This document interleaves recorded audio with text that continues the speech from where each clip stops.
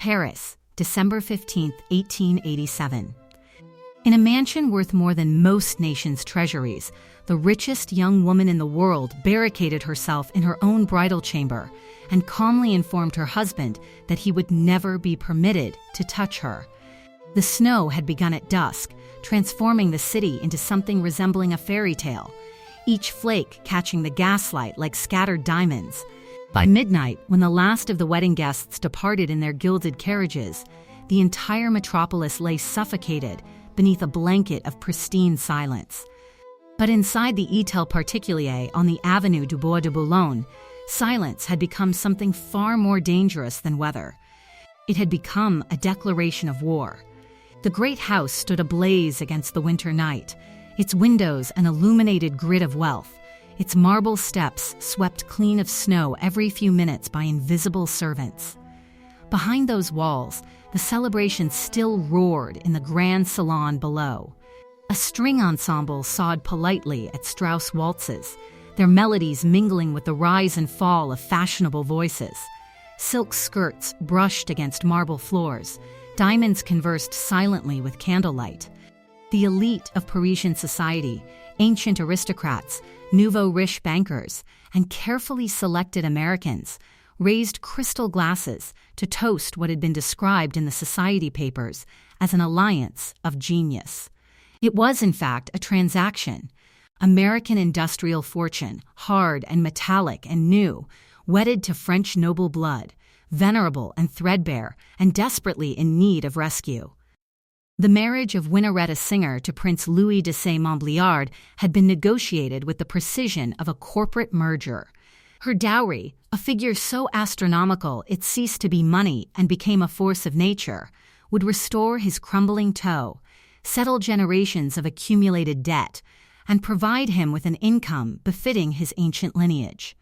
In exchange, she would receive a title, entry into Europe's most exclusive circles, and the social legitimacy her mother craved with pathological intensity. But 3 floors above the champagne and orchestrated laughter, that transaction had just been refused. The bridal chamber occupied the entire top floor, a testament to both opulence and expectation. The walls were draped in silk damask the color of aged burgundy, imported from Lyon at ruinous expense. Persian carpets, so thick they absorbed footsteps entirely, covered floors of Italian marble. The bed itself was a monument to matrimonial presumption, carved mahogany posts rising toward frescoed ceilings, draped with Belgian lace that had required 6 months to complete. Every surface gleamed with the patina of old European wealth attempting to seduce new American money. Yet the wedding dress, that confection of ivory satin and seed pearls that had cost more than a seamstress might earn in 5 years, lay crumpled on the carpet like the shed skin of a sacrificial animal. The bed, that elaborate stage upon which the sacrament of marriage was meant to be consummated, remained untouched, its coverlet showing not a single wrinkle. A bouquet of white roses, chosen for their symbolic purity, sagged in its crystal vase, petals browning at the edges like promises already broken. On the floor above, separated from his prize by 6 inches of solid oak, Prince Louis de Montbéliard was discovering that certain things cannot be purchased, regardless of the contract negotiated. His voice, which had been charming and solicitous throughout their brief courtship, had deteriorated into something raw and desperate. The knocking had progressed from polite tapping to furious pounding, each blow echoing through the marble corridor like artillery fire. He invoked duty. He spoke of rights, marital rights, legal rights, the divine authority of a husband over his wife. In 1887, these were not abstract concepts but iron laws of civilization. A wife was not a partner, she was a subject. Her body was not her own. It was a vessel for heirs, a repository for her husband's legacy. For a woman to deny this was not merely rude, it was seditious, an act of domestic anarchy that threatened the very foundations of proper society.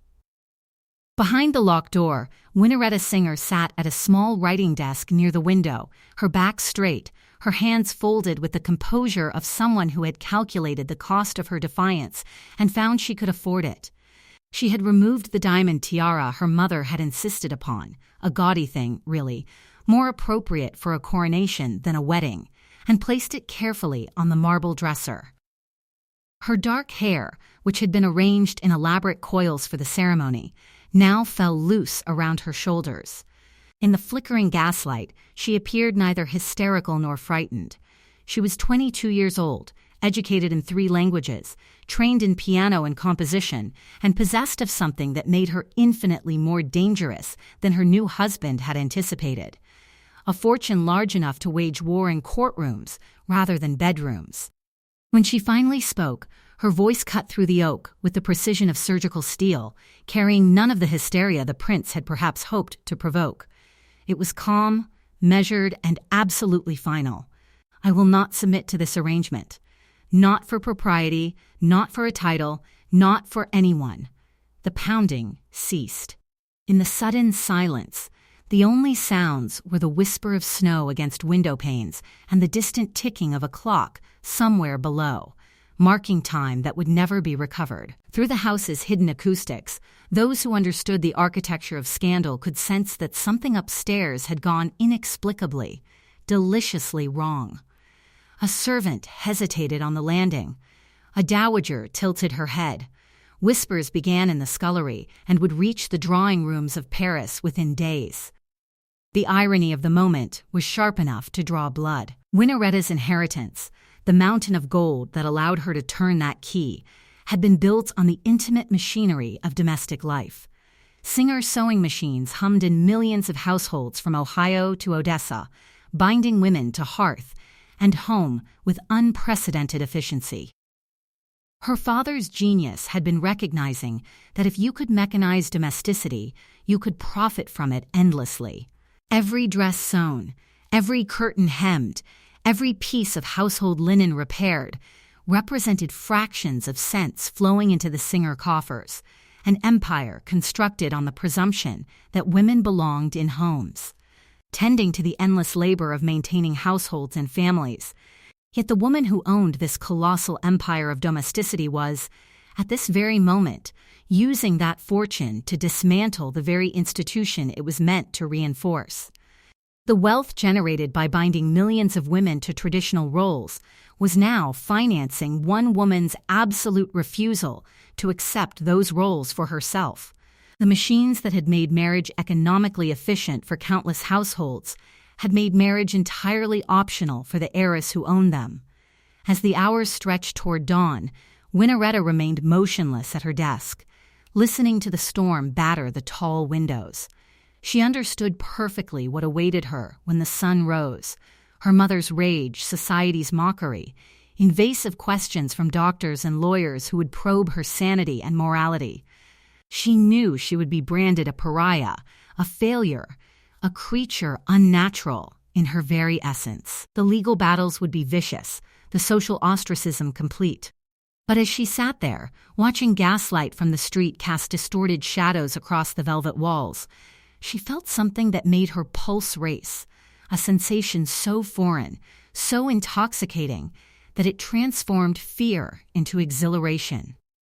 It was the feeling of power, not the passive power of inherited wealth which she had always possessed but never truly wielded. This was the active power of agency, of choice, of the single word that could reshape a destiny. No. She had looked into the abyss of conventional existence, a life of submitting to a man she did not desire, of bearing children she did not want, of fading into the tapestry of noble family history as nothing more than a golden thread, and she had stepped back. She had chosen the abyss of scandal instead, gambling everything on the possibility that her fortune might purchase something money was never meant to buy: absolute personal freedom. Below, the prince eventually stopped knocking. The silence that followed was heavy, final, the sound of a bridge burning. The wedding night, intended to be the consummation of a business deal disguised as a sacrament, had become something else entirely. The first battle in a war that would span decades and transform not merely one woman's life, but the very definition of what wealth could accomplish when wielded by someone willing to pay any price for autonomy. What kind of woman uses the greatest fortune of the Gilded Age to purchase the one thing money was never meant to buy: absolute personal freedom? What kind of woman risks total social annihilation to protect the sanctuary of her own desires? To understand why Winneretta's singer declared war on her own wedding night, to comprehend the steel spine that would allow her to withstand the siege that was to come, we cannot simply examine the heiress in her tower. We must excavate the foundation upon which that tower was built. We must begin with the chaotic, brilliant, and utterly amoral force of nature who fathered her, the man who made her rich enough to refuse the entire world. To understand why a woman would barricade herself against a prince, you must first comprehend the peculiar nature of American fortunes in the Gilded Age and the even more extraordinary man who built hers. Isaac Merritt Singer was never destined for greatness. Born in 1811 to a family so destitute that poverty seemed encoded in their very bloodline, he emerged from upstate New York like a man fleeing his own shadow. His father was a millwright who possessed more enthusiasm for whiskey than for work. His mother died when Isaac was barely 10, abandoning him to a childhood that oscillated between neglect and casual brutality. By 12, he had escaped into the only world that would accept a boy with nothing to offer but audacity: the theater. For 2 decades, Isaac Singer wandered across America with traveling troupes, reciting Shakespeare to audiences who preferred their entertainment less elevated and more intoxicated. He was tall, theatrical, possessed of a voice that could fill opera houses and a charisma that could empty pockets with equal facility. He was also spectacularly, almost comically, incapable of fidelity. He married at 19, fathered 2 children, and promptly abandoned them when a more promising opportunity beckoned elsewhere. This pattern would repeat itself with the mechanical precision of the machines he would later perfect: marriage, children, abandonment, flight. The transformation that would shake the foundations of domestic life began in 1850, when Isaac, then 39 and chronically desperate, encountered a primitive sewing machine in a Boston workshop. The contraption was temperamental, prone to jamming, requiring such delicate operation that most seamstresses found it more maddening than the hand stitching it promised to replace. Isaac studied this mechanical failure with the intensity of a man who sensed his final opportunity approaching. For 11 days, he dissected its flaws. On the 12th, he announced he could build something superior. Working with the manic energy that would characterize all his endeavors, Isaac redesigned the fundamental mechanics.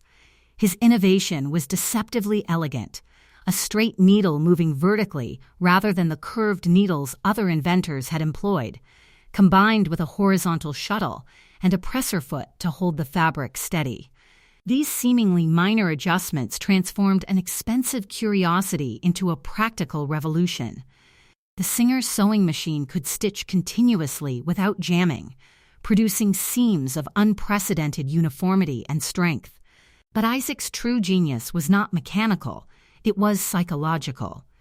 He recognized that his machine was too costly for most households to purchase outright, so he invented something that would prove even more transformative than the device itself: consumer credit. $1 down, $1 a week became the company's revolutionary slogan.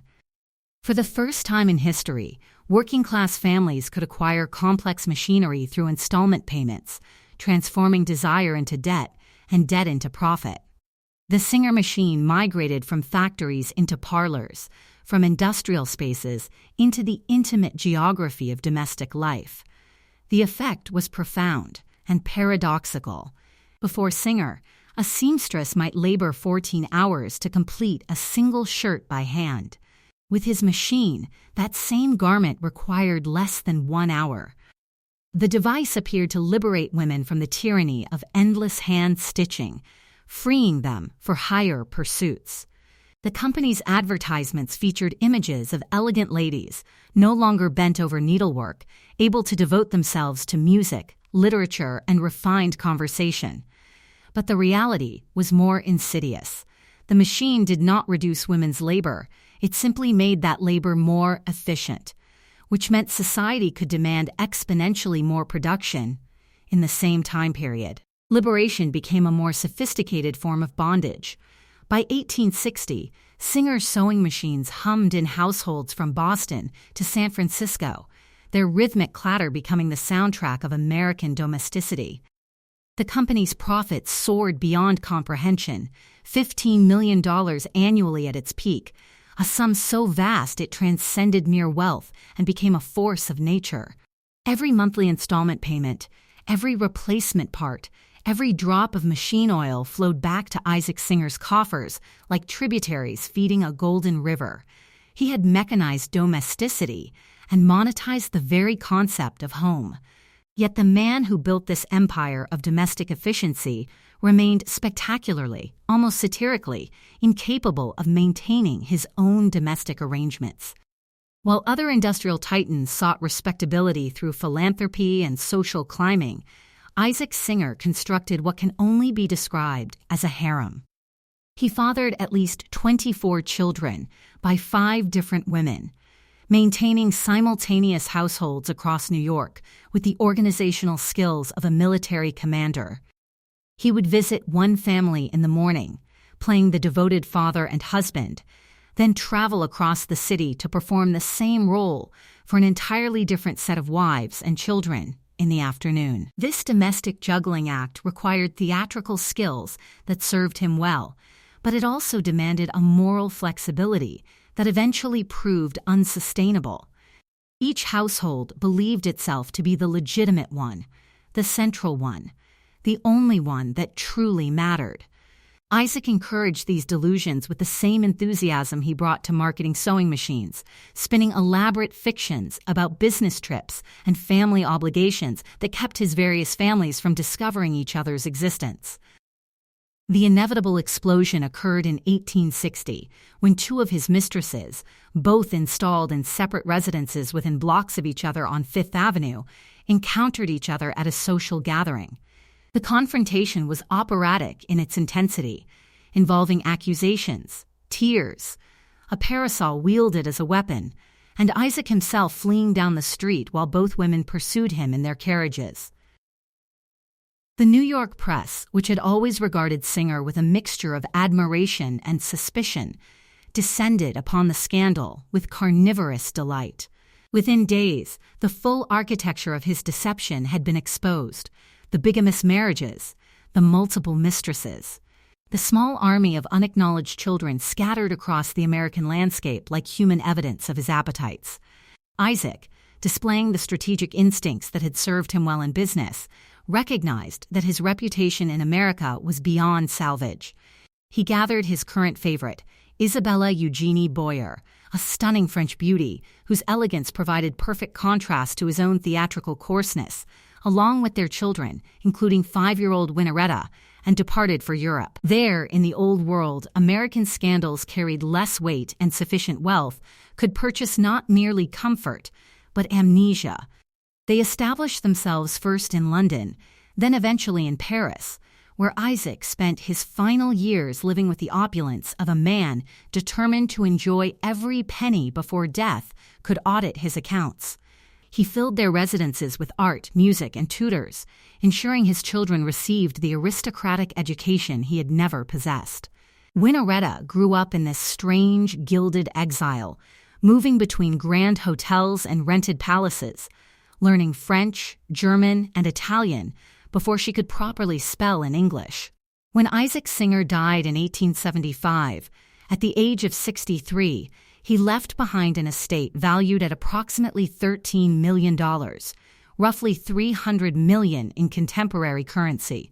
The will was a document of Byzantine complexity, necessitated by his chaotic personal arrangements, dividing this vast fortune among his legitimate and illegitimate offspring with a fairness that must have astonished everyone who knew him.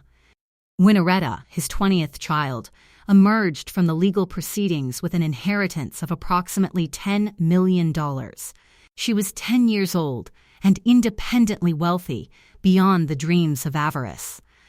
But with her father's death, the protective shield that had insulated her from harsh realities vanished entirely. Her mother, Isabella, was now a wealthy widow in Paris, a city that viewed American money with a mixture of lust and barely concealed contempt. Isabella understood with crystalline clarity that while they possessed fortune, they lacked the one commodity that truly mattered in European society: legitimacy. The singer name remained synonymous with trade, with machinery, with scandalous divorces and irregular unions. It was not noble. Isabella's solution was as calculated as one of her late husband's business strategies.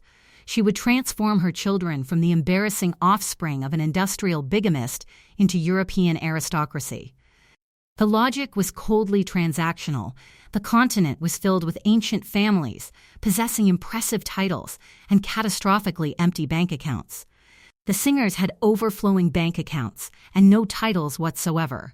It was a simple equation of supply and demand, with her daughters serving as the currency of exchange. Winnaretta watched with growing unease as her older sister was successfully married to the Duke of Decazes, a union that secured a coronet at the cost of personal happiness. She observed the way these aristocratic suitors looked at her family, not as equals, but as golden geese to be methodically plucked. She realized, with a precocious and chilling clarity, that in this world an heiress was not a person. She was a commodity, a walking bank draft wrapped in silk and positioned for signature by the highest bidder.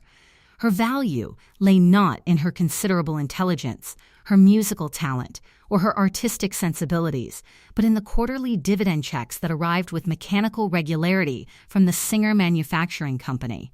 Every conversation, every invitation, every seemingly innocent inquiry about her future was, in essence, a valuation.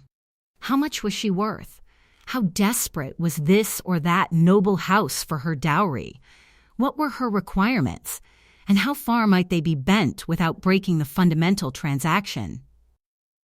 Isabella began hosting carefully orchestrated salons, inviting eligible bachelors to tea, to dinner, to the opera. She paraded Winnaretta before dukes and princes with the systematic efficiency of a livestock auction, ignoring her daughter's silence, her coldness, her utter lack of enthusiasm for the proceedings. Winnaretta endured these performances while studying the mechanics of the matrimonial marketplace with the same analytical intensity her father had once applied to mechanical innovation. She understood that her inheritance, which should have represented ultimate freedom, had instead made her the most valuable prisoner in Europe. The fortune that could purchase anything had transformed her into something that could be purchased. The wealth that should have bought autonomy had made her a target for men who viewed marriage not as union, but as acquisition, not as love, but as leverage against bankruptcy. Yet Winnaretta was Isaac Singer's daughter, and she had inherited more than his money. She possessed his stubbornness, his theatrical instincts, and his absolute refusal to be contained by conventional expectations. She had also inherited his strategic mind, his ability to see flaws in seemingly perfect systems and devise ways to exploit them. As the pressure mounted, as the whispers of potential alliances grew louder, as her mother's negotiations became more urgent, Winnaretta began to formulate a plan that would require her to play the part of the obedient daughter until the trap snapped shut, and then reveal that the prey was actually a predator. By 18, Winnaretta possessed the education of a duchess and the instincts of a strategist. She spoke 3 languages fluently, played piano with professional competence, and could navigate the treacherous hierarchies of Parisian society with practiced ease. But in the matrimonial marketplace of 1880s Europe, even the richest woman was still property to be sold. Her mother had already begun negotiating the terms with Prince Louis de Montbéliard, a man whose pedigree was impeccable, whose toe was crumbling, and whose need for Singer gold was absolute. The contract was being drafted, the dowry calculated, the wedding date selected. To the outside world, it appeared to be another triumph for the ambitious Isabella Singer. But they had forgotten to ask the bride what she intended to do with the dynasty of thread and steel that stood behind her, and the dangerous precedent set by a father who had never allowed society to dictate the terms of his existence. In 1887, European nobility faced a catastrophic equation. Their estates were magnificent, their bloodlines impeccable, and their bank accounts ruinously empty. America offered the perfect solution: new money desperate to purchase old respectability. For centuries, the aristocratic houses of Europe had stood as monuments to continuity, their limestone fades weathered by revolutions, their family crests carved into pediments that had witnessed the rise and fall of empires. But beneath the painted ceilings and crystal chandeliers, a more insidious decay had taken root. Agricultural depression had swept across the continent like a plague, decimating land values and leaving dukes and princes land rich but cash poor, shivering in drafty tow they could no longer afford to heat. The feudal order that had sustained these families for generations was collapsing under the weight of industrialization, taxation, and the simple mathematics of maintaining ancestral grandeur in an age that no longer valued bloodline over bank balance. Across the Atlantic, however, America's Industrial Revolution had minted a new species of wealth so vast it defied traditional categories. Railroad barons, steel magnates, and men like Isaac Singer, who had mechanized everyday life, now commanded fortunes that dwarfed the treasuries of European principalities. Yet this American money, regardless of its magnitude, carried the unmistakable stench of the factory floor. It was new, raw, unrefined by generations of aristocratic breeding. The daughters of these industrial titans could purchase anything except the one commodity their mothers craved most desperately: acceptance by the ancient bloodlines of Europe. The solution that emerged was elegant in its cynicism and ruthless in its efficiency. The matrimonial marketplace of the Gilded Age operated with the precision of any commodity exchange, complete with established rates of conversion, a coronet for a railroad fortune, a coat of arms for a steel empire, the prestige of ancient lineage for the vulgarity of recent wealth. Matchmakers circulated portfolios describing available American heiresses as if they were investment opportunities, cataloging their ages, temperaments, and the precise value of their inheritances. European aristocrats studied these dossiers like men perusing livestock at auction, calculating which American fortune might best restore their crumbling patrimony while requiring the least personal inconvenience. Into this transactional universe stepped Isabella Singer, wielding her late husband's millions with the precision of a field marshal, plotting the conquest of enemy territory. Isabella was a woman of terrifying ambition, forged in the crucible of scandal and exile. Having survived the public humiliation of Isaac's bigamy and the subsequent flight to Europe, she had reconstructed herself as a formidable presence in Parisian society. But she understood that being a wealthy American widow was merely a curiosity in the rigid hierarchy of the Third Republic. To be truly safe, to be truly untouchable, one needed to be embedded within the aristocracy itself like a golden thread woven into ancient tapestry. Her strategy was not modest. She would not simply integrate into European society, she would storm and occupy its highest echelons. The successful marriage of her eldest daughter to the Duke of Decazes had provided proof of concept, one Singer heiress exchanged for one aristocratic title. The transaction completed to mutual satisfaction, if not mutual affection. Now Isabella turned her calculating gaze toward Winnaretta, her most challenging daughter, whose artistic temperament and stubborn independence required immediate domestication before they could spoil the carefully orchestrated campaign. The selection of Prince Louis de Montbéliard was executed with ruthless precision. He emerged from Isabella's assessment as the perfect candidate for what amounted to a hostile acquisition disguised as a wedding. At 34, he possessed everything her checklist demanded: a lineage traceable to medieval nobility, a title recognized across Europe, and a toe in Burgundy that was architecturally magnificent and financially catastrophic. The Montbéliard estate consumed money like a furnace consumed coal.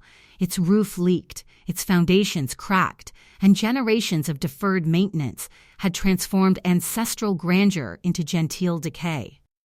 Prince Louis was also, Isabella noted with satisfaction, exceptionally handsome. Tall and refined, with the classical features that centuries of aristocratic breeding could occasionally produce, he moved through Parisian salons with the languid confidence of someone whose bloodline excused all present embarrassments. He was charming in that particularly French manner that suggested intimacy while maintaining perfect emotional distance, playing the role of the impoverished prince seeking love with such conviction that one might almost forget the marriage contract being negotiated in parallel. The ensuing negotiations bore no resemblance to romantic courtship, and everything to a corporate merger. Meetings were held in mahogany-paneled offices heavy with cigar smoke and the rustle of parchment. Attorneys and notaries assembled around conference tables, unrolling documents that resembled military maps more than love letters. The prince's advisors catalogued Winneretta's assets with accounting precision, her inheritance, her expected dividends, her future share in the remaining Singer holdings. Isabella's representatives, equally methodical, scrutinized the prince's obligations, his debts, and the precise legal standing of his crumbling patrimony. What emerged from this process was an architecture of entrapment so refined it almost qualified as art. The dowry was fixed at a sum capable of saving the Saint-Montbéliard estate from liquidation.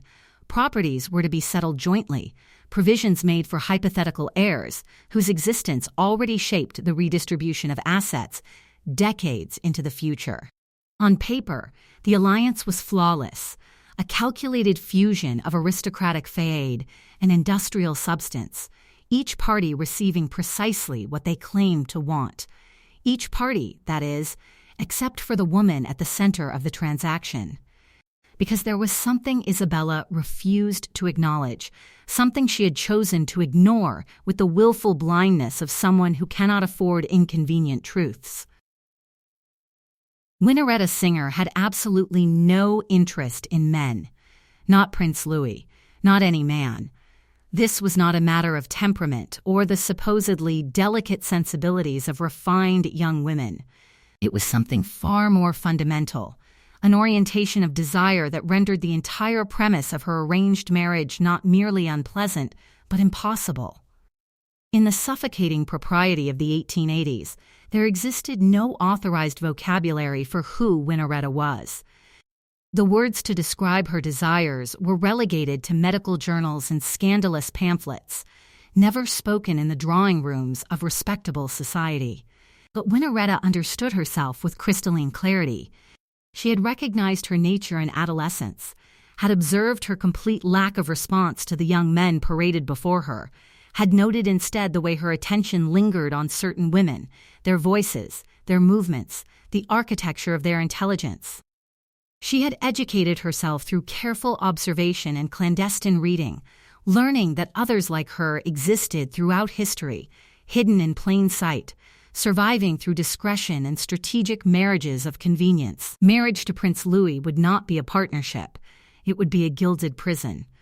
The legal structure of matrimony in 1887 granted husbands absolute authority over their wives' bodies, property, and daily existence. Once married, Winneretta would legally cease to exist as an independent entity. Her fortune would become his to manage, her body his to claim, her life his to dictate according to the iron conventions of aristocratic domesticity.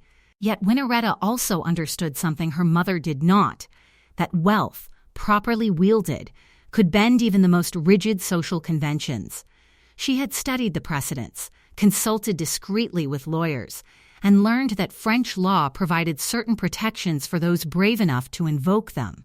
The process would be scandalous, expensive, and socially devastating, but escape was possible for someone willing to pay the price. She agreed to the marriage with one condition, stated so quietly during a private conversation with Prince Louis that he almost missed its significance. Certain boundaries, she explained in her careful French, would need to be respected. The marriage would be one of convenience, a social arrangement rather than a romantic union. She would fulfill her public duties as his wife, attend functions at his side, maintain the appearance of a proper aristocratic marriage. But the private dimension, the intimate aspect that society presumed was the very foundation of matrimony, would remain permanently suspended. Prince Louis agreed with the casual confidence of a man who had never been refused anything of consequence. Men like him always agreed during the negotiation phase, nodding at requests for independence and dismissing them as the nervous vapors of inexperienced virgins. He assumed that the boundaries she spoke of were merely shyness, a temporary hurdle that would be overcome by his charm or, if necessary, by the exercise of his legal rights as a husband.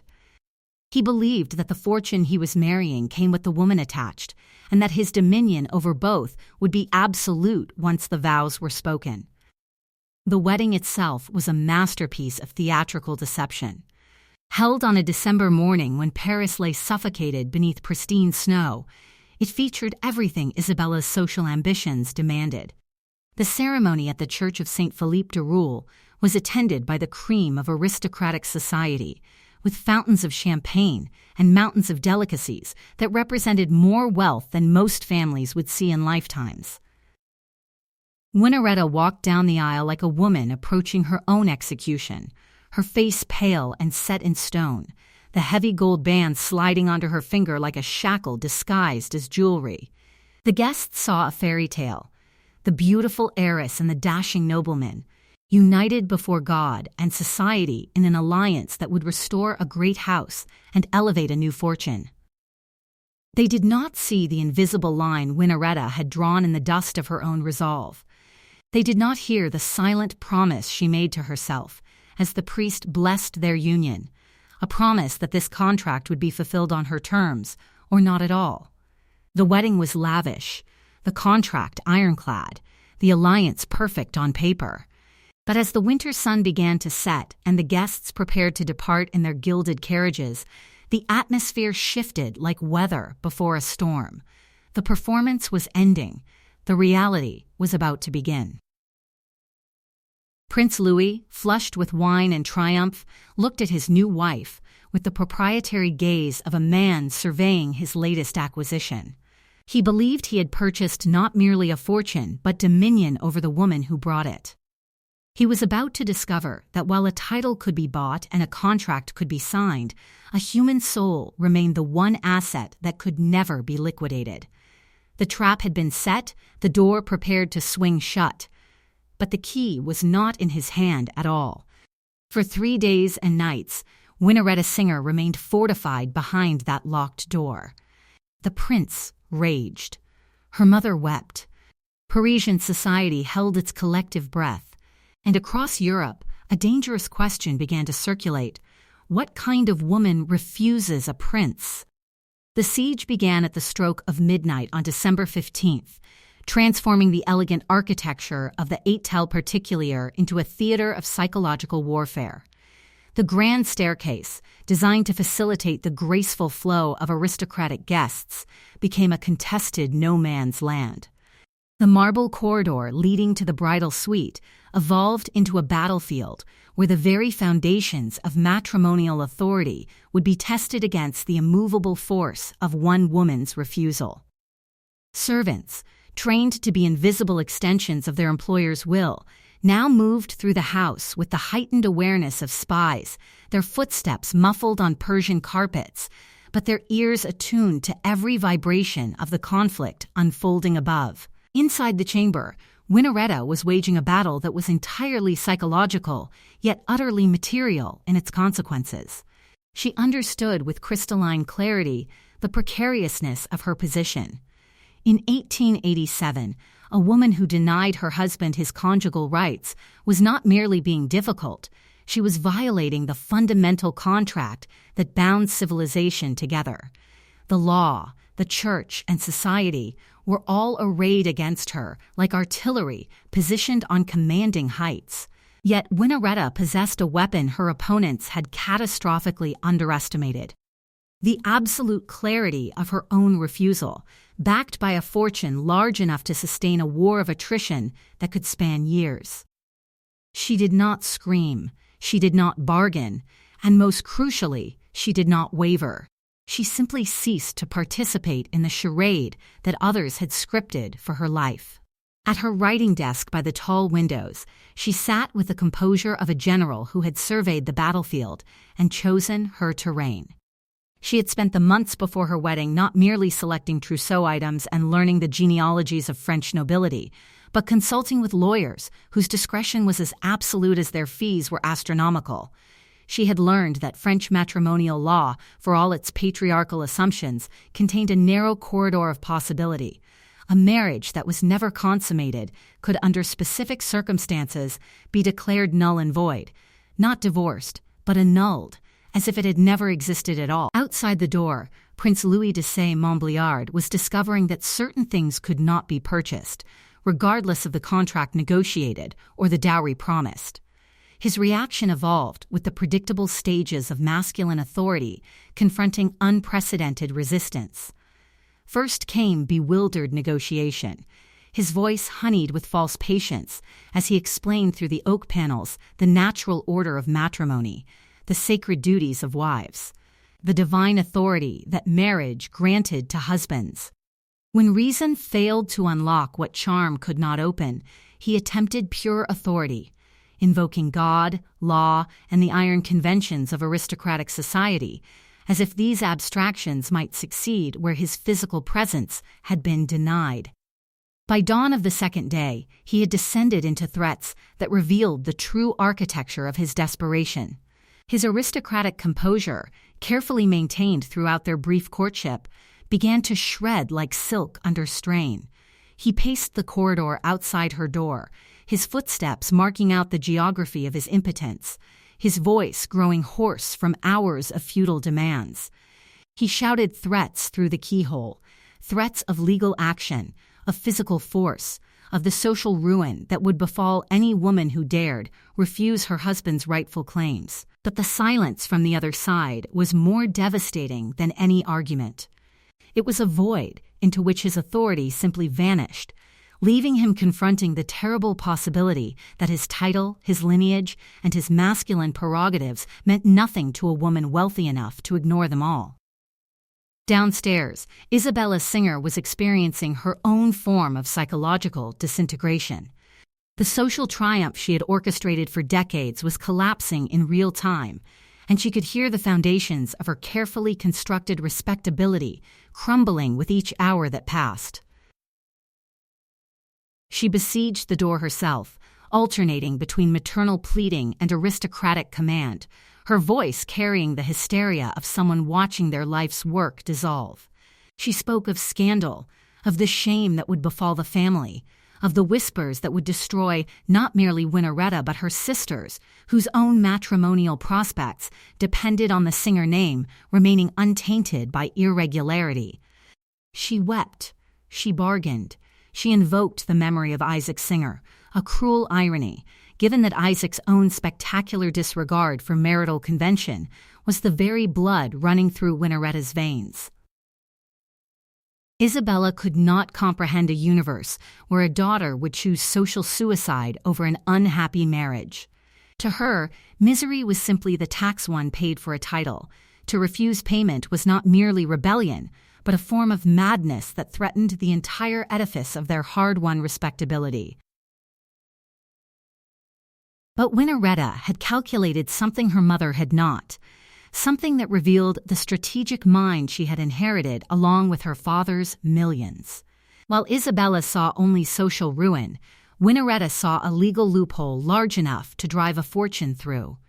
She knew that under French law and the rigid canon law of the Catholic Church, a marriage that had not been consummated was, in both spiritual and legal senses, a nullity, a ghost marriage, a contract signed but never executed.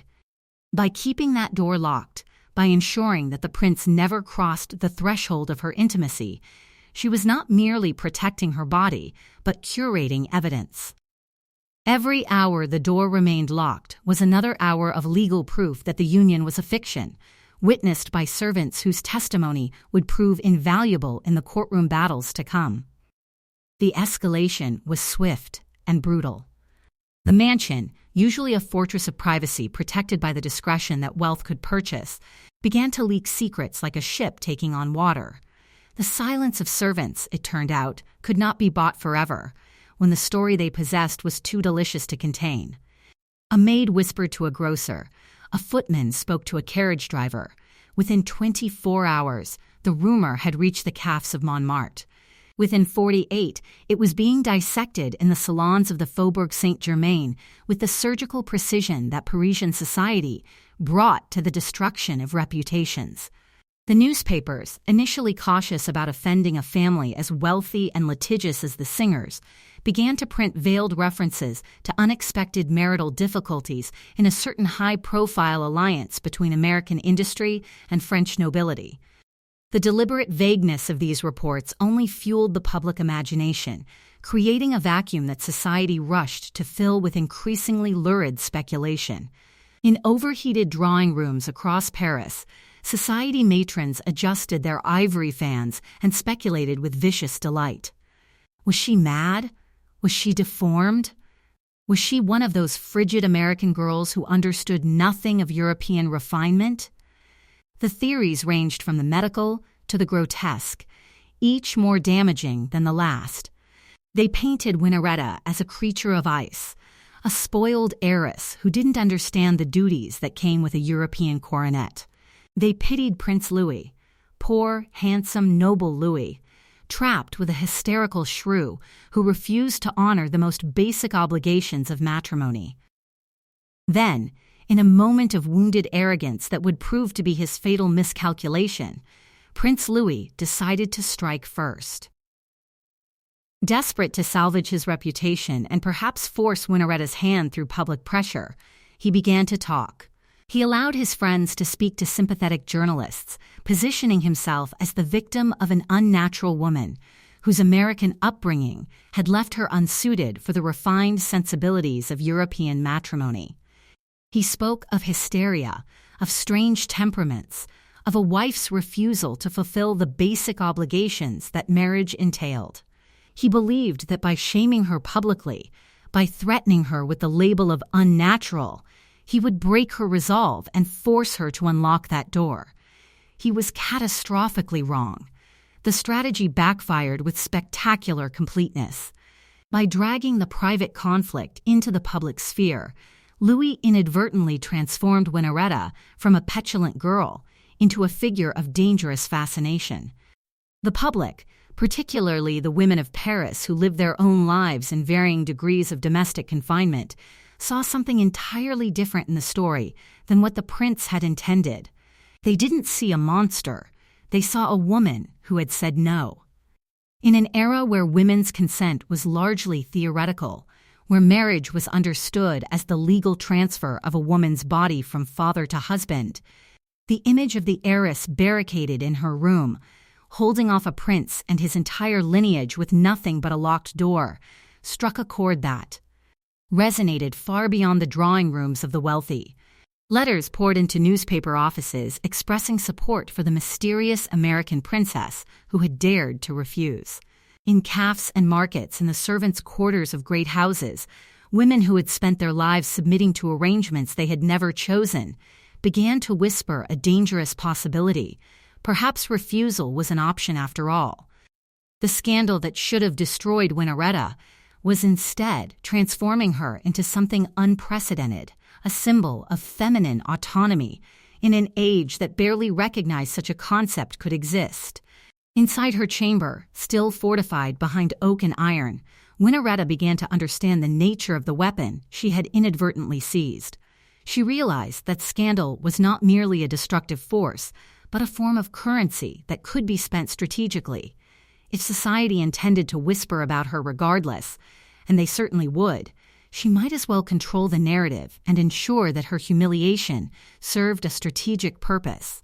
She stopped fearing the label of unnatural and began to see it as a form of armor.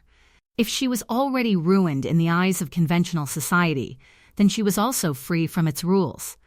In those 3 days behind the locked door, as the siege raged and her reputation burned across 2 continents, Winnaretta discovered a truth that would define the remainder of her existence. Scandal, properly wielded, could be transformed into a weapon rather than a wound. The worst had already happened. She was the subject of gossip from London to Vienna, and yet the sky had not fallen. The singer millions were still in the bank, accumulating interest with mechanical regularity. Her mind was still her own. Her body remained inviolate. And for the first time in her 22 years of existence, she was the author of her own story, rather than a character in someone else's script. On the morning of the fourth day, the door opened. Winnaretta emerged not as a weeping penitent seeking forgiveness, but as a general who had surveyed the battlefield and chosen her ground. She was pale, resolute, and utterly composed. She did not go to her husband with apologies or explanations. She did not seek her mother's approval or society's forgiveness. Instead, she went directly to her lawyers and commenced the most expensive, most scandalous, and most successful campaign for personal freedom that the Gilded Age had ever witnessed. The annulment proceedings commenced in spring 1888 and would consume 4 years of bitter litigation, a fortune in legal fees that even her substantial inheritance felt, and every ounce of Winnaretta's resolve. The process would require testimony of excruciating intimacy, with doctors examining her to confirm virginity, witnesses describing the locked door and the prince's failed attempts at entry, lawyers parsing the legal definition of matrimonial consummation with the enthusiasm of theologians, debating the number of angels that could dance on the head of a pin. But by the time the final papers were signed in 1892, something extraordinary had occurred.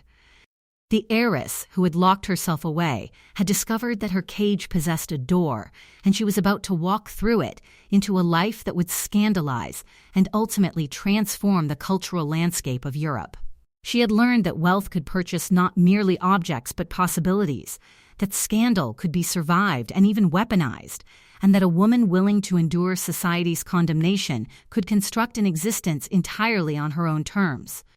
The siege had ended, but the war for her freedom had only just begun, and she was about to deploy her singer millions in ways that would make her wedding night rebellion seem like merely the opening salvo in a much longer and more revolutionary campaign. August 1891.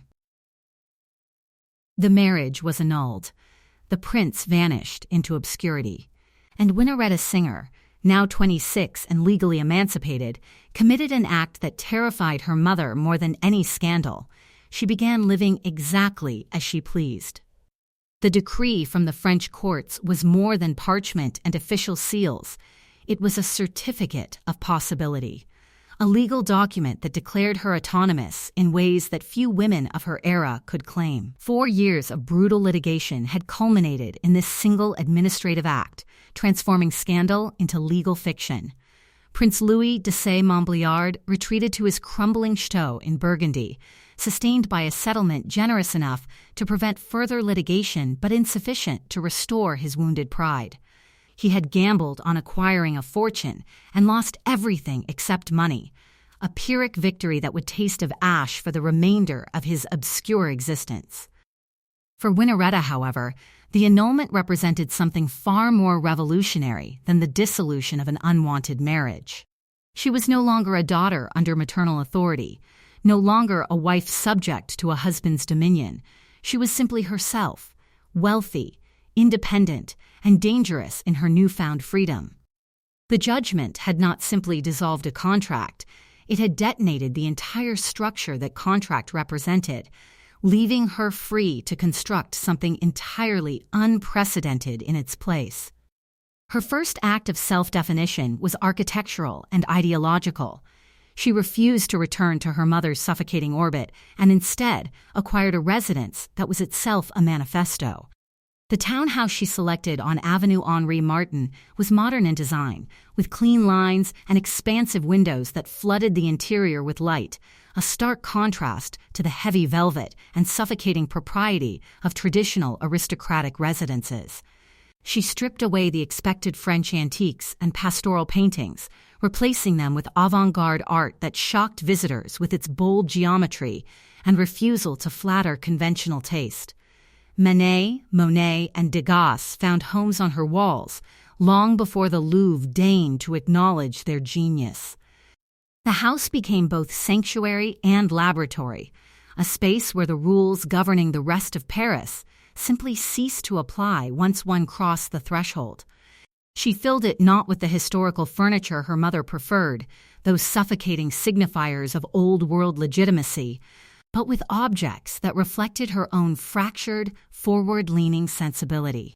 A concert grand piano occupied the moral center of the main salon, surrounded by experimental sculptures and books stacked in precarious towers, rather than arranged decoratively in glass-fronted cases. This was not mere decoration, but declaration, the residence of someone who intended to live by her own aesthetic and moral principles. Winnaretta began hosting salons that quickly evolved from modest musical gatherings into legendary centers of intellectual rebellion. The guest lists read like a catalog of Europe's most brilliant and most scandalous minds, composers who were revolutionizing music, painters who were dismantling representation, poets who were reconstructing language itself, and women who moved through the rooms in men's clothing with a freedom that would have been unthinkable anywhere else in respectable Paris. Marcel Proust sat in corners, scribbling observations that would later populate his monumental novel. Eric Satie played piano compositions so strange they seemed to bend time itself. Colette arrived with her lovers, both women smoking cigarettes and discussing literature with an intensity that made the men in the room seem merely decorative. Yet Winnaretta understood that true freedom required more than just a locked door and a fortune. It required the armor of respectability, however thin and however cynically deployed. In 1893, she encountered the man who would provide exactly that protection, Prince Edmond de Polignac, a composer of considerable talent, impeccable aristocratic lineage, and absolutely no interest in women. Edmond was 30 years her senior, a refined aesthete whose homosexuality was an open secret in the circles that mattered. He possessed everything her checklist demanded: a lineage traceable to medieval nobility, a title recognized across Europe, and financial circumstances that were architecturally catastrophic. His family name was illustrious, his personal finances disastrous, and his position precarious in ways that made him perfect for Winnaretta's purposes. He had spent his life navigating the treacherous space between his authentic desires and society's brutal demands, composing music of delicate beauty while maintaining the fiction of aristocratic bachelorhood. Their meeting was not a courtship, but a recognition. They saw in each other not romantic possibility, but strategic affinity. Two people whose desires placed them outside conventional matrimony, yet who both required its protection. She needed the impregnable shield of a high title to transform her from a scandalous divorce into a married woman whose unconventional household could be dismissed as artistic eccentricity. He needed financial security to pursue his music and maintain the dignity his birth demanded, but his empty coffers could no longer support. The proposal was a masterpiece of negotiation conducted with the precision of diplomats arranging a treaty between hostile nations. They were utterly honest about what the marriage would and would not entail. There would be affection, companionship, and mutual protection.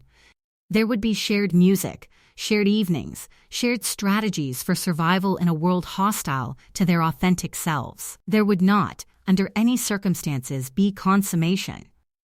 This was to be a union of souls and minds, a partnership based on shared love of art and the freedom to be oneself. Their marriage in 1893 was a spectacular success, precisely because it was never physically consummated. The union satisfied Isabella's desperate need to see her daughter respectably married while giving Winnaretta exactly what she required: a shield of aristocratic legitimacy behind which she could construct a life of unprecedented autonomy. To the outside world, they were the cultivated Prince and Princess de Polignac, patrons of the arts and pillars of refined society. Behind closed doors, they were allies and friends, each protecting the other's secrets while pursuing their own forbidden desires. As Princess de Polignac, Winnaretta transformed her inheritance into cultural patronage on a scale that would reshape European music for generations. She commissioned works from Maurice Ravel, funding compositions that would become cornerstones of the modern repertoire. She supported Igor Stravinsky during his most experimental period, providing the financial security that allowed him to write music that shattered conventional harmony. She subsidized Erik Satie, funded Sergei Diaghilev's revolutionary ballets Russes, and became the invisible patron behind dozens of artistic innovations that would define the 20th century. Her salon hosted premieres of works that are today regarded as milestones of modernism, but were then fragile, improbable things that respectable institutions refused to touch. But her most revolutionary act was not the music she commissioned or the artists she supported. It was the way she lived. With the protection of her marriage to Edmund, Winnaretta began to live openly, or as openly as was possible, in an era that had no vocabulary for who she was, with the women she loved. Her relationships were conducted with discretion, certainly, but they were known to everyone who mattered in her circle and integrated into the cultural and social fabric of her existence. The painter Romain Brooks, with whom she traveled and shared intimate domestic life, the celebrated soprano Emma Calve, whose dramatic temperament both enthralled and exhausted her. These women moved through Winnaretta's life and salon with a freedom that was unprecedented, not hidden away like shameful secrets, but acknowledged as legitimate emotional and intellectual partnerships. The Polignac salon became a refuge, not merely for artistic innovation, but for people whose desires placed them outside the rigid boundaries of conventional morality. It was a space where one could be authentically oneself, where love between women was not pathologized, but simply accepted as one of many forms of human connection. Women arrived in tailored jackets and silk cravats, moving with the deliberate confidence of those who had finally found a room where they did not have to pretend. The air was thick with tobacco smoke, absinthe, and ideas that could have gotten everyone present arrested if spoken outside these protected walls. The irony of her existence was so perfect it bordered on mathematical precision. Her father, Isaac Singer, had constructed machines that promised to liberate women from endless domestic labor, mechanizing the sewing that had consumed countless hours of female existence. Winnaretta wielded his fortune to liberate herself and countless others from the more insidious machinery of social expectation.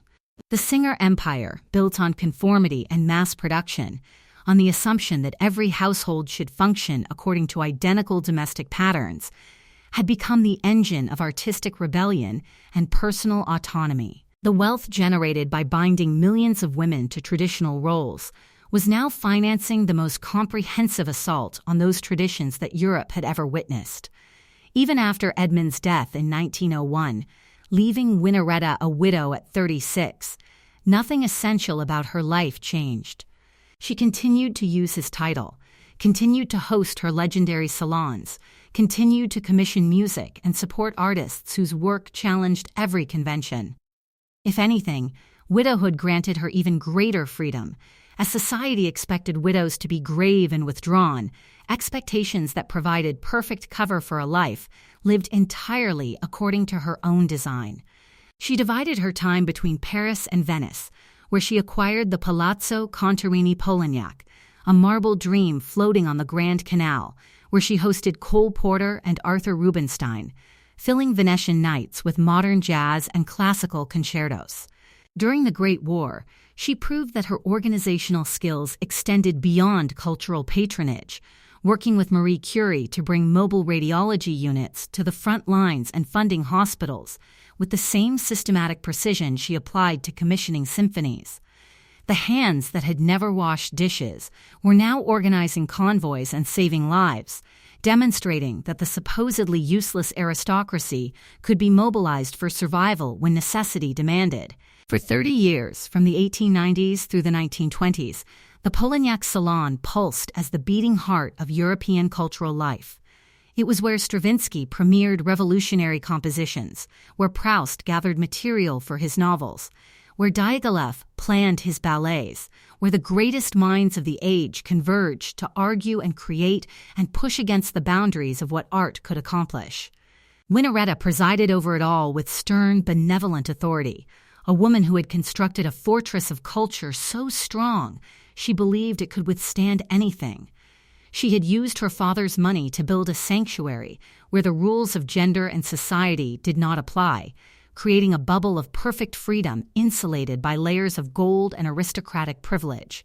But in 1939, as Nazi tanks rolled across the Polish border and the shadow of fascism spread across Europe like a plague, the world she had so carefully constructed began to crumble. The avant-garde universe Winnaretta had nurtured, the world of Jewish composers, queer artists, and free-thinking intellectuals, was precisely the world the rising power in Germany sought to annihilate. The fortune that had purchased her freedom, that had built a sanctuary for artists and outsiders and those who loved differently, would face its ultimate test in ways she could never have imagined. The sewing machine Heiress, who had bought her way out of one marriage, was about to discover if she could buy her friends out of a genocide. September 1939. The Nazis invaded Poland. Within months, they would occupy Paris, and Winnaretta singer de Polignac, now 74 and frail, confronted an impossible choice: flee to safety with her fortune, or remain and use it to save those who could not save themselves. The world that arrived with the Wehrmacht was not the decadent, fractured Europe she had known all her life. It was something colder, more efficient, a brutal machine of ideology that regarded people the way accountants regard numbers, to be sorted, reduced, eliminated when inconvenient.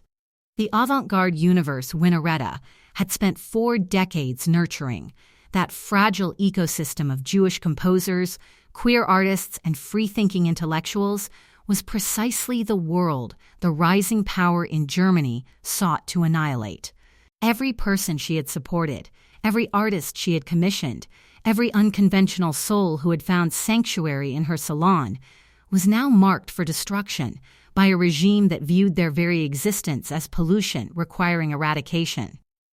By 1939, the Princess de Polignac was a figure out of time, small, severe, wrapped in furs not for display but because her aging body was perpetually cold. Her once black hair had turned iron gray, her step had grown uncertain, and her heart, which had sustained so much passion and defiance over the decades, was beginning to fail with the mechanical inevitability of worn machinery. Yet within this fragile shell, the same will that had once held a prince at bay still burned with stubborn intensity. On paper, her path seemed obvious. She held American citizenship by birth, possessed vast resources that could be transferred abroad with relative ease, and had powerful connections offering refuge in London and New York.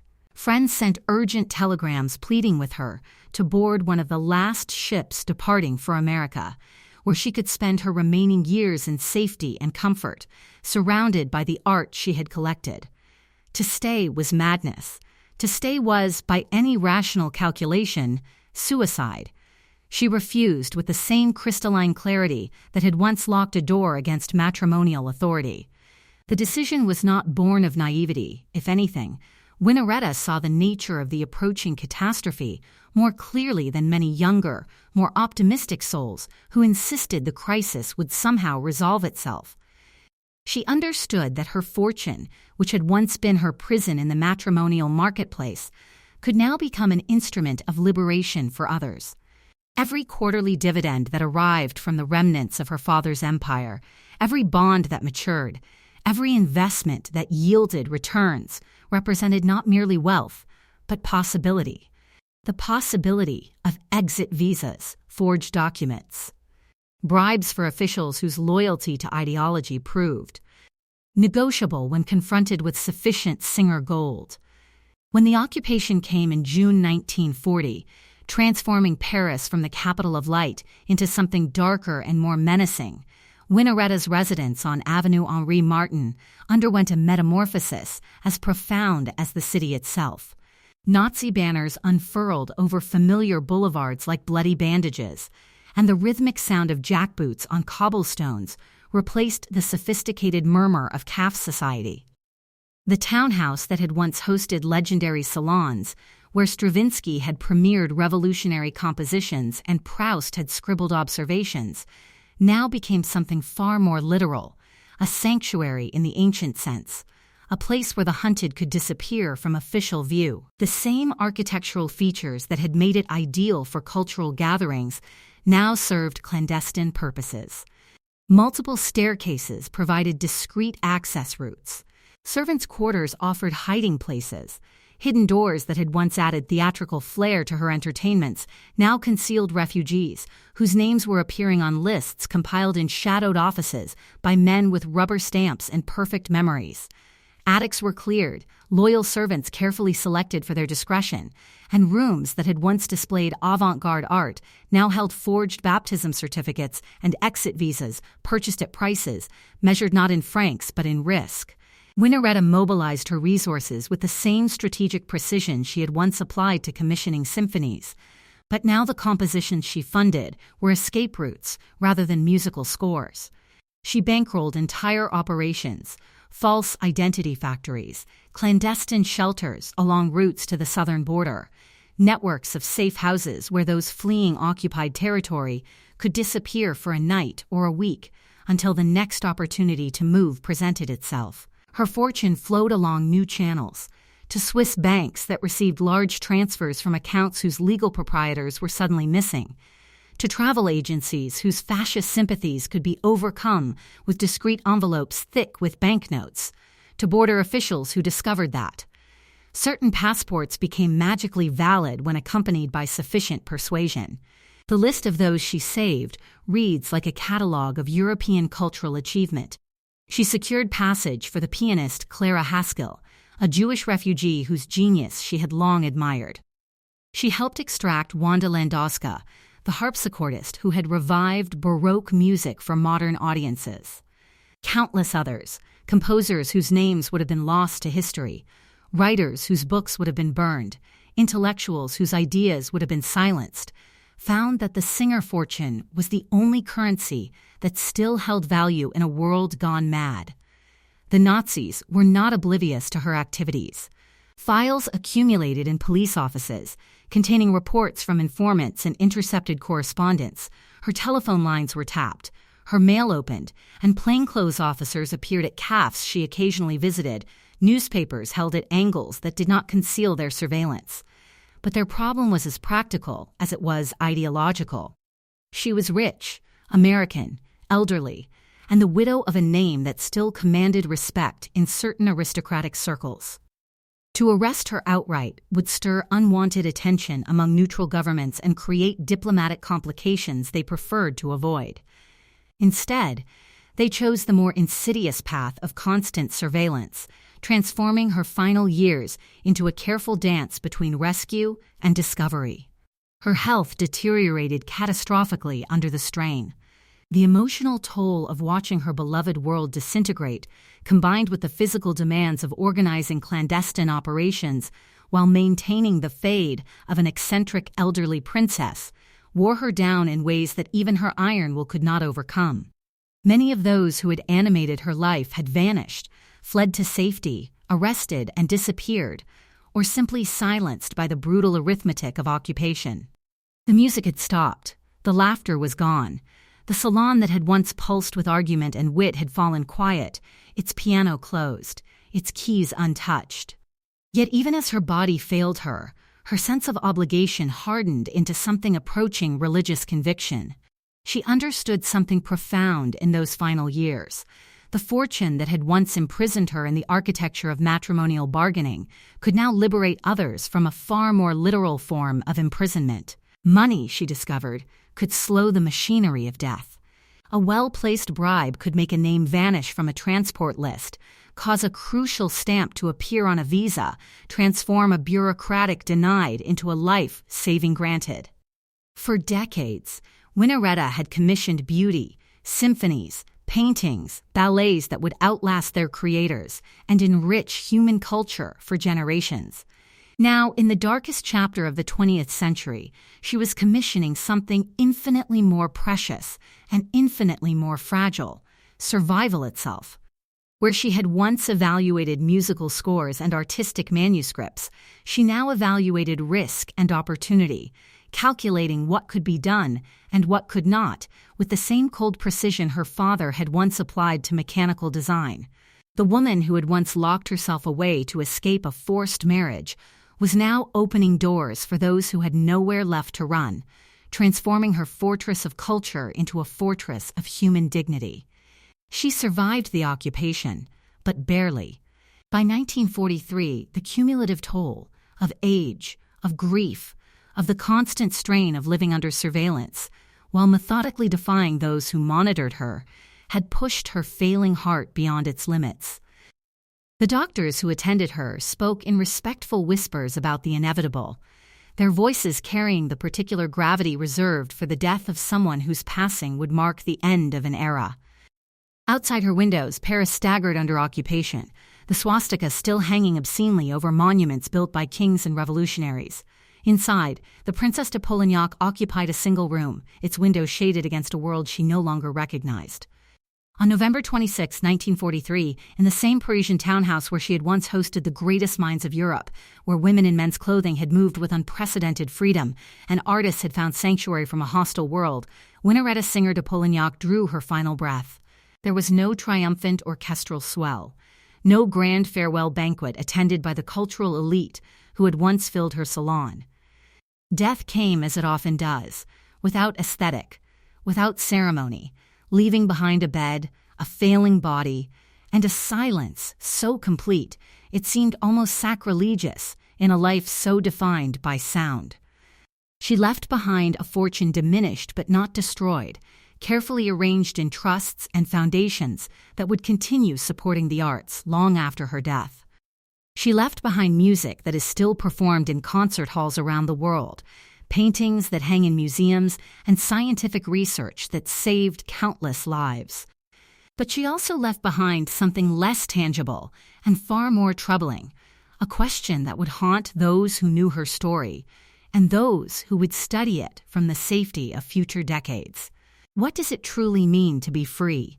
Was freedom the locked door of that long-ago bridal chamber, the act of refusal that began everything? Was it the title she wore without submission, the salon she ruled without apology, the women she loved without permission? Or was it something else entirely, the ability, at the end of her life, to use her inherited privilege not merely to escape oppression, but to liberate others from the machinery of annihilation? The Singer fortune had carried her from scandal to sovereignty, from being treated as a commodity to treating her money as a weapon against tyranny.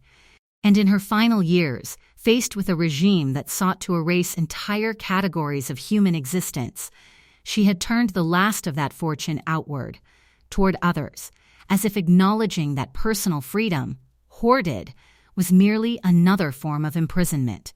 Her body lay in a Paris slowly turning toward liberation, though she would not live to see the flags change. Her death left behind not a simple moral lesson, but a complex equation.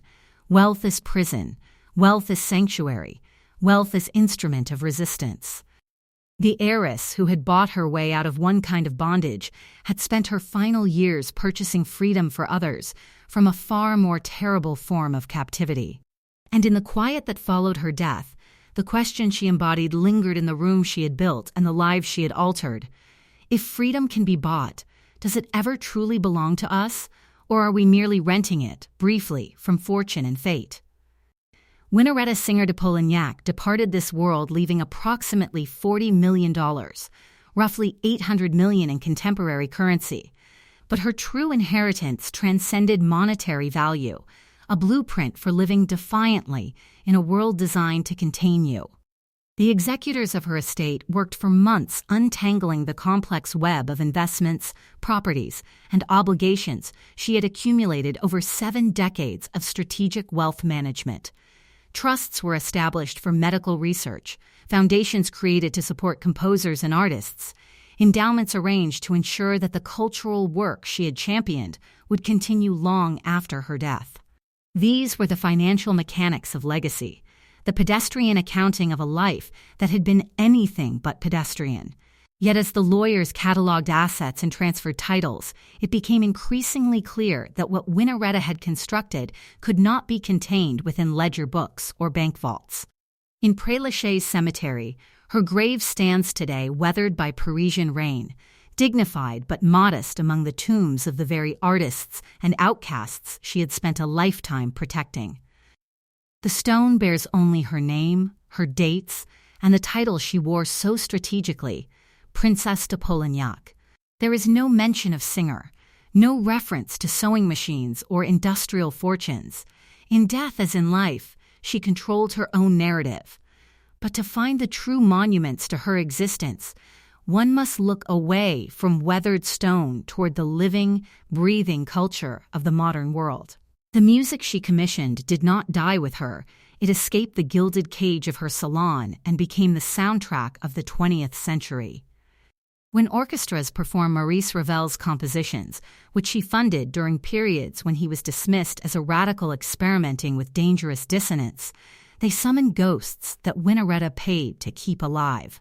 Igor Stravinsky's revolutionary works, supported by her patronage when other wealthy patrons fled from his innovations, transformed how composers approached rhythm and structure. Erik Satie's strange, minimalist pieces that she alone seemed to understand now influence everything from classical performance to film scores. Every time a pianist strikes the opening chords of Ravel's Pavane for a Dead Princess, a piece he composed in her honor, Winnaretta's influence echoes through the concert hall. These are not abstract accomplishments buried in academic journals. They are living works, performed thousands of times annually, heard by millions, reshaping how human beings understand the possibilities of organized sound. She had performed an alchemy more profound than any medieval mystic claimed to possess, transmuting Singer gold into something eternal, transforming the base metal of industrial profit into the pure substance of immortal art. Beyond the concert halls, her scientific philanthropy continued to save lives decades after her death. The Singer-Polignac Foundation, which she established, funded research that advanced human knowledge across multiple disciplines.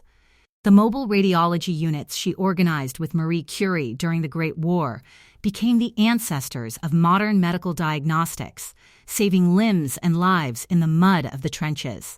Her support for tuberculosis research contributed to treatments that would eventually save millions. The fortune that came from sewing machines, devices meant to stitch fabric, was repurposed to stitch broken bodies back together, healing wounds that extended far beyond the physical. The most profound aspect of her legacy lies in what she demonstrated about the nature of inheritance itself. In an era when great fortunes were expected to reinforce existing hierarchies, to purchase respectability and maintain rigid social order, Winnaretta had deployed hers as a battering ram against the very walls it was supposed to fortify. She proved that inherited wealth could serve rebellion rather than conformity, that scandal could be transformed from liability into power, that a fortune built on one kind of freedom could be repurposed to secure another entirely. The irony embedded in her existence was so perfect it bordered on mathematical elegance. Her father had constructed an empire on the mechanization of domesticity, creating machines that promised to liberate women from endless labor, while simultaneously binding them more tightly to domestic roles. The Singer fortune was built on a promise of liberation that was actually a more sophisticated form of bondage, generating profits from the intensification of women's work rather than its elimination. Winnaretta had taken that fortune and inverted its logic entirely. Where her father's machines had bound women to homes under the guise of efficiency, she used his money to escape domestic containment altogether. Where the Singer empire had profited from conformity and mass production, she funded artistic rebellion and individual expression. Where her father had monetized traditional gender roles, she demolished them in her own life and provided sanctuary for others seeking to do the same. The wealth generated by one vision of women's lives became the engine for an entirely opposite vision, a vision where women could refuse marriage, love other women, control their own fortunes, and live according to their own design, rather than society's prescription. The physical manifestations of the Singer empire proved as mortal as any human life. The Singer Manufacturing Company eventually collapsed, its factories shuttered, its dominance dissolved by changing markets and corporate mismanagement. The industrial colossus that had once employed thousands and generated millions in annual revenue fragmented into subsidiaries and licensing agreements. Its brand reduced to a nostalgic reference point rather than a living economic force. The Singer Building in Manhattan, completed in 1908 as the tallest structure in the world, was demolished in 1968, torn down to make way for something newer, something more profitable, something that better served a changed city. It was a soaring tower of red brick and steel that had seemed destined to last 1,000 years, yet it became the tallest building ever to be peacefully destroyed. The steel was melted down, the bricks pulverized, the grand lobby with its marble columns reduced to dust and memory. The physical monument to her father's genius proved as fragile as the paper on which its stocks were printed. Fortunes, regardless of their magnitude, prove temporary. Buildings crumble. Corporations falter. Empires fade into the gray mist of history, leaving behind nothing but rust and footnotes. But the choice Winnaretta made on that snow-laden wedding night in 1887, the decision to value her own humanity over social acceptance, to risk everything rather than submit to a transaction that would have consumed her autonomy, that choice resonates still. In a world that still struggles with questions of identity, autonomy, and the right to live according to one's authentic nature, Winnaretta Singer appears not as a relic of the Gilded Age, but as a startlingly contemporary figure. She anticipated the struggles of future generations with the weary, knowing gaze of someone who fought those battles before they had names. Her life demonstrated that the walls of our prisons are often less solid than they appear, provided one possesses the courage, and perhaps the resources to dismantle them. She showed that scandal, properly managed, could become a peculiar form of power. Most women of her era lived in terror of social ruin, aware that a single misstep could result in exile from polite society. Winnaretta experienced that ruin and discovered that if you survived the first shock, notoriety could become a form of insulation. Once her reputation had been shattered, she no longer needed to protect it. The worst had happened, and yet she remained. The quarterly dividends continued to arrive. The salons continued to flourish. In surviving her own scandal, she learned to treat it like an inherited scar, visible, undeniably present, but no longer fatal. Her legacy lives not in monuments or buildings, but in every artist who chooses experimentation over commercial safety, in every person who refuses a life of concealment in favor of uncomfortable honesty, in every individual who looks at the path laid out before them and thinks, quietly but firmly, no. She created a template for how to occupy privilege without becoming entirely complicit in its cruelties, demonstrating that inheritance need not be destiny, but could be transformed into a tool for liberation. The door that echoes still. She purchased her freedom with a fortune built by her father's genius, transforming Singer gold from an instrument of her commodification into a weapon for her liberation. But she paid for it with something infinitely more costly than money: the courage to be scandalous in an age that demanded women be anything but themselves. The courage to lock a door and refuse a prince. The courage to live openly with the women she loved when such love had no legal recognition or social acceptance. The courage to deploy her wealth for others when she could have hoarded it for personal comfort. The courage to remain in occupied Paris when safety beckoned from across the Atlantic. The sewing machines are silent now, their factories closed, their empire dissolved into corporate history. The great house on Avenue Henri Martin is filled with ghosts, and the salons that once pulsed with revolutionary music have fallen quiet. But the woman who inherited their profits and repurposed their gold into something far more revolutionary than her father ever imagined, she endures, not in stone or steel, but in music still performed, in lives still saved by research she funded, and in the dangerous, necessary idea that freedom, once glimpsed, must be claimed regardless of the cost.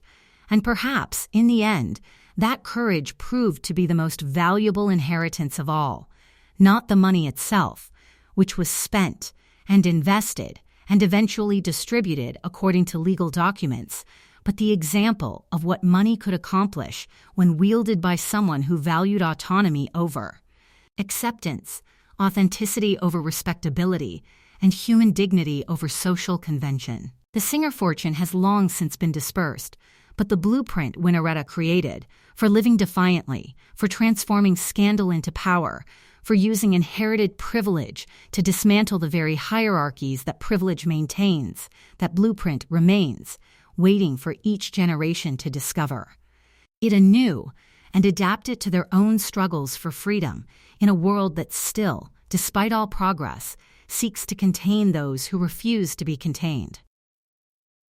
The echo of that locking door, the sharp, decisive click of a woman choosing herself over the world, rings out across the decades, as clear and defiant as a single note struck on a piano in an empty room. It is a sound that says, simply and finally, I belong to myself. That sound, more than any fortune, is what refuses to die.